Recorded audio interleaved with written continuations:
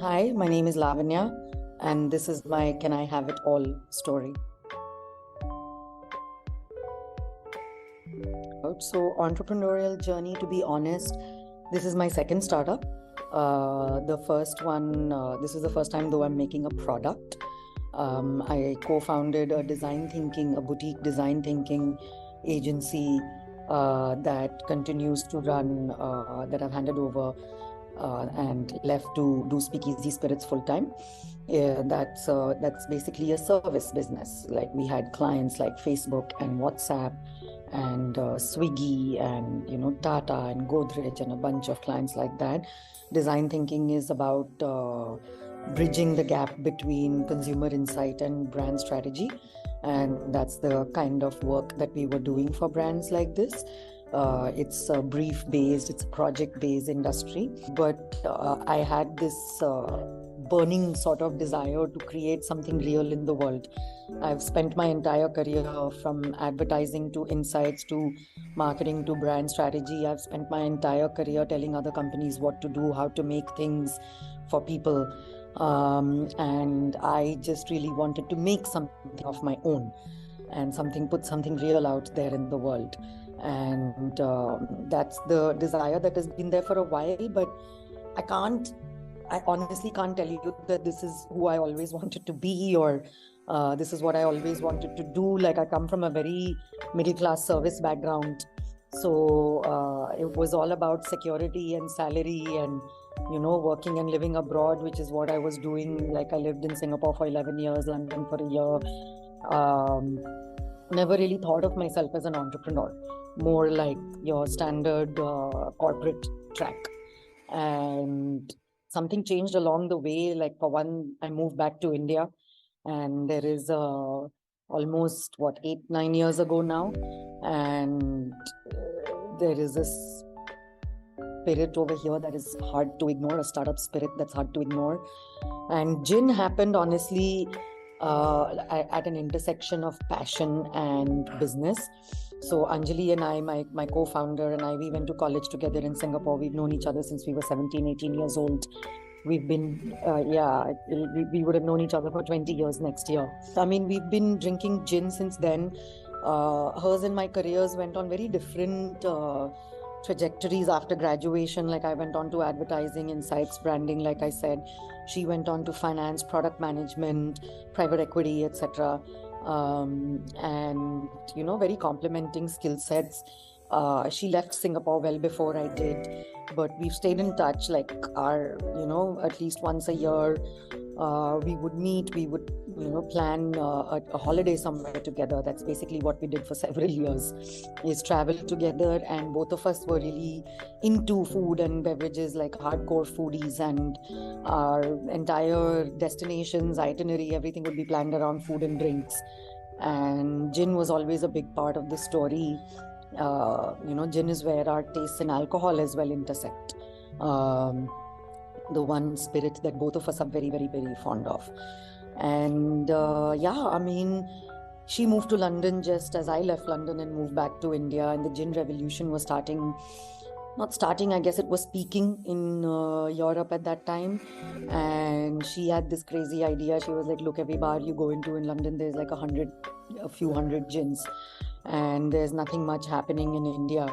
And she's like, if I come back, I really want to make a gin one day. And I said, yeah, when you come back, if I'm in a place, I'll make it with you. We self-funded until we could do a few test batches and arrive at a product that we were proud of.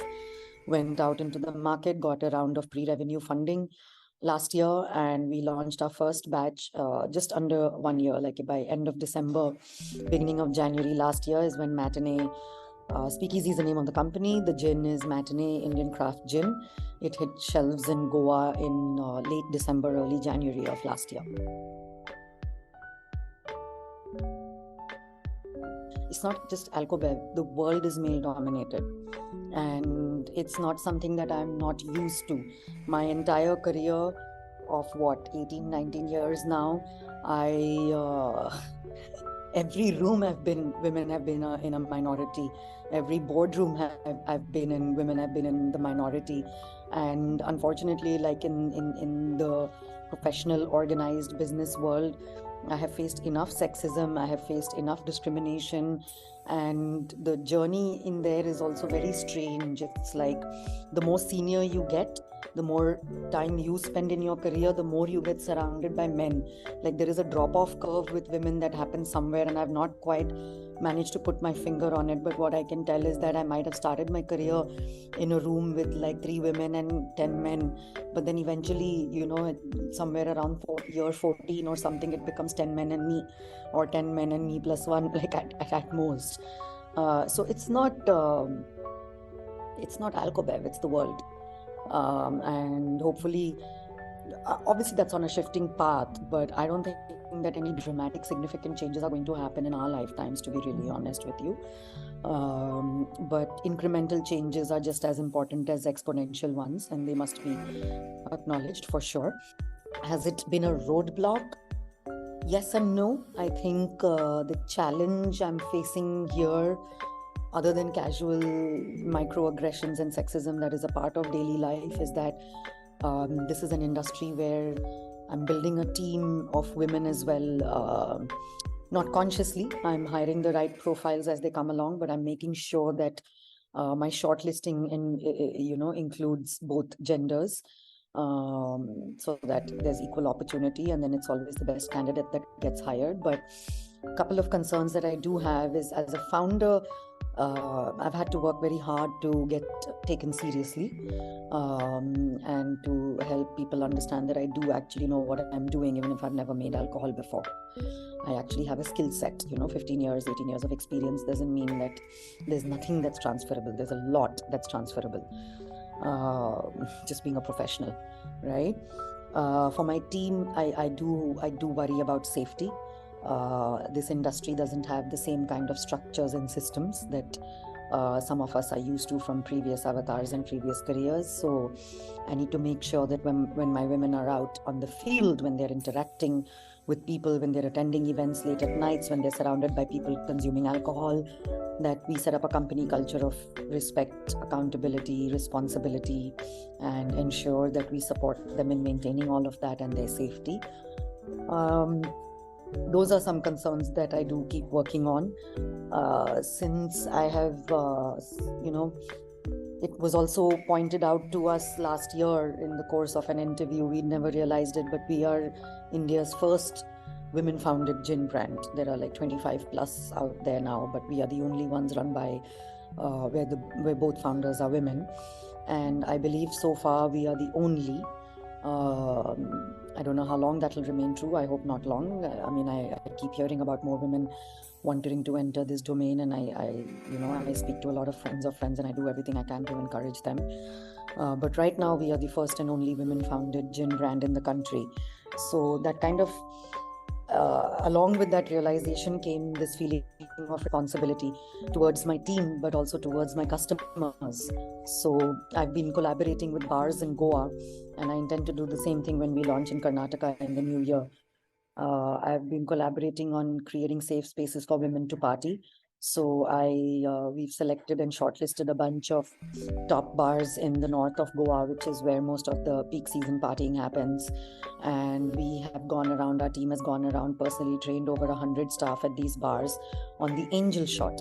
The Angel Shot is an international initiative that is well recognized in the US and Europe, where if it started out for women, now it's for any kind of profile that feels a threat. And if you go and ask anyone at the bar for an Angel Shot, they know that they have to assist you in the best way possible. It could be by providing you with a glass of water, calling you a taxi, just shifting your table from the ones that are bothering you next to yours. Whatever assistance is required, they will provide it. So we've trained, I think we're close to 10 bars in Goa now collaborating on this initiative, and we've trained over 100 bar staff. On the flip side, it's not all roadblocks and responsibility. On the flip side, I do meet profiles of people that are genuinely surprised, supportive, delighted to see women in this business, and are genuinely supportive, like who extend their help for no reason other than the fact that they want to see the industry change as well. I'm a millennial, right? An old millennial. So I guess hustle culture is something that I was indoctrinated with in my 20s. I also spent a large part of my career in Singapore, right? Where much like many parts of Asia, including India, FaceTime, hours, grind, all of that is given a lot of value. And for me, as a person, like a personal journey of professional development that I was on, was to be able to understand efficiency and productivity in a new light, and to be able to set reasonable, realistic goals, to be able to disassociate hours from results. Because all of this was indoctrinated in my 20s. I've spent my 30s unlearning all of that. Now my entire team is made up of people in their 20s who bring a very different work culture to the table. I learn from them every single day, and I respect their different perspective, and honestly, it gives me a different one as well. For me, work-life balance or work-life blend or whatever terminology people are using, it's not unachievable. I just don't think that life goes in a flat line. Life goes in peaks and valleys, in terms of work and personal life, as long as you are mindful and not unaware of what is happening, as long as you're making conscious choices and informing the people around you of your choices, I think everything is easily manageable.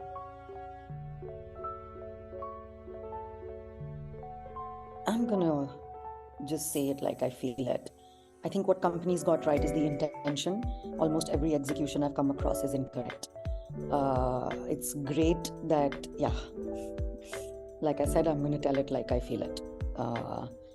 So I applaud the world that we live in and the businesses that we run for the intention to be more inclusive. I truly believe that it comes from a genuine place today, not just from a place of looking good, feeling good about themselves, sleeping better at night for themselves, but also because you're in a world where you just can't avoid women. We're everywhere now. And I think the intention is absolutely correct.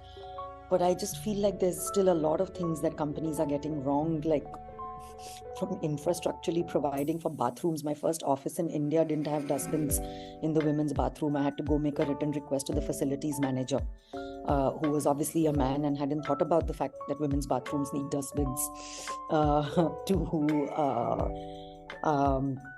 to workplace policies that reward men for coming back to work sooner after parenting, and penalize women for taking the time because systems aren't set up for them to make other choices, to penalizing women in many different ways for doing the same things that men are applauded for.